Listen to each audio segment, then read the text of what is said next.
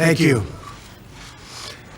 When I came into office, I promised to look at the world's challenges with open eyes and very fresh thinking. We cannot solve our problems by making the same failed assumptions and repeating the same failed strategies of the past. Old challenges demand new approaches. My announcement today marks the beginning of a new approach to conflict between Israel and the Palestinians. In 1995, Congress adopted the Jerusalem Embassy Act, urging the federal government to relocate the American embassy to Jerusalem and to recognize that that city, and so importantly, is Israel's capital.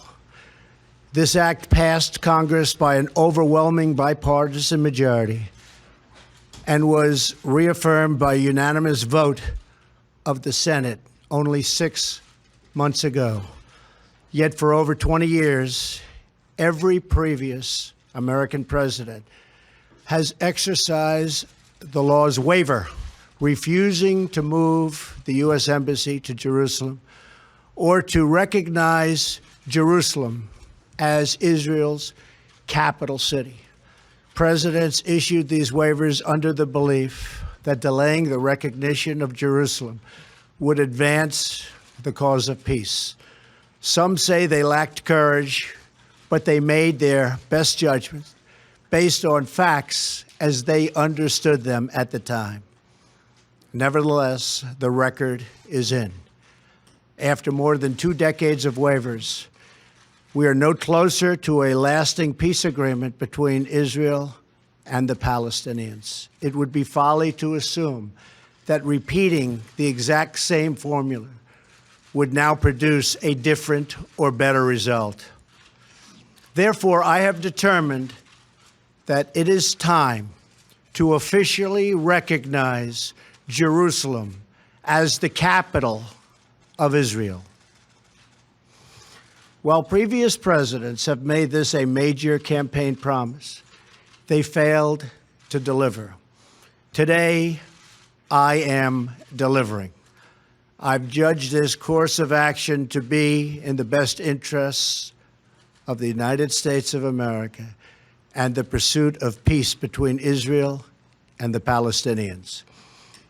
This is a long overdue step to advance the peace process and to work towards a lasting agreement. Israel is a sovereign nation with the right, like every other sovereign nation, to determine its own capital. Acknowledging this is a fact is a necessary condition for achieving peace. It was 70 years ago that the United States under President Truman recognized the State of Israel. Ever since then, Israel has made its capital in the city of Jerusalem, the capital the Jewish people established in ancient times. Today, Jerusalem is the seat of the modern Israeli government. It is the home of the Israeli parliament, the Knesset, as well as the Israeli Supreme Court. It is the location of the official residence of the Prime Minister and the President. It is the headquarters of many government ministries. For decades, visiting American presidents, secretaries of state, and military leaders have met their Israeli counterparts in Jerusalem, as I did on my trip to Israel earlier this year. Jerusalem is not just the heart of 3 great religions, but it is now also the heart of one of the most successful democracies in the world. Over the past 7 decades, the Israeli people have built a country where Jews, Muslims, and Christians, and people of all faiths are free to live and worship according to their conscience and according to their beliefs. Jerusalem is today and must remain a place where Jews pray at the Western Wall, where Christians walk the Stations of the Cross, and where Muslims worship at Al-Aqsa Mosque. However, through all of these years, presidents representing the United States have declined to officially recognize Jerusalem as Israel's capital. In fact, we have declined to acknowledge any Israeli capital at all. But today we finally acknowledge the obvious, that Jerusalem is Israel's capital. This is nothing more or less than a recognition of reality. It is also the right thing to do. It's something that has to be done. That is why, consistent with the Jerusalem Embassy Act, I am also directing the State Department to begin preparation to move the American Embassy from Tel Aviv to Jerusalem. This will immediately begin the process of hiring architects, engineers, and planners so that a new embassy, when completed, will be a magnificent tribute to peace. In making these announcements, I also want to make one point very clear. This decision is not intended in any way to reflect a departure from our strong commitment to facilitate a lasting peace agreement. We want an agreement that is a great deal for the Israelis and a great deal for the Palestinians. We are not taking a position of any final status issues, including the specific boundaries of the Israeli sovereignty in Jerusalem or the resolution of contested borders.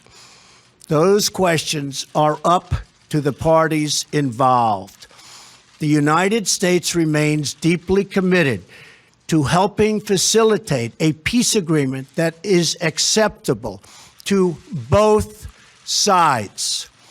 I intend to do everything in my power to help forge such an agreement.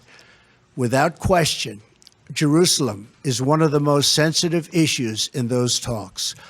The United States would support a two-state solution if agreed to by both sides.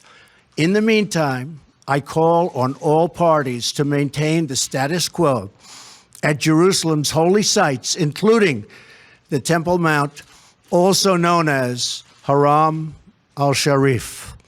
Above all, our greatest hope is for peace, the universal yearning in every human soul.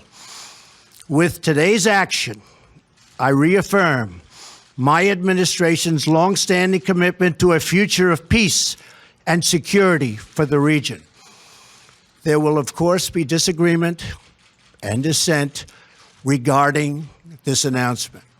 But we are confident that ultimately, as we work through these disagreements, we will arrive at a peace and a place far greater in understanding and cooperation.